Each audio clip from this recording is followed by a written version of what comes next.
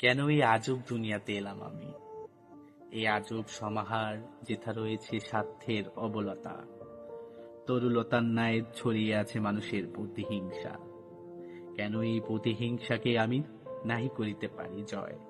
যাহার মূল কাটিয়া আমি করিতে পারি না কেন সত্যেরও বিজয়? কেন এই অন্ধকার? কেন নেই আলোর শূন্য লেশ? আমি কেন শূন্যতাকে ভাঙিয়ে পূর্ণতার আসল অদৃষ্ট রূপকে প্রকাশিত নাহি করিতে পারি? তুমি কি ভেবেছ কভু আমার এই অতরণগ জীবনের অসন্ধিতার স্বপ্নবাণীগুলো কেন আমি আমার জীবনে ধারণ নাহি করিতে পারি? কেন বা আমার জীবন সেটাকে স্বপ্নর থেকে বের করে বাস্তবতায় নাহি আনতে পারে?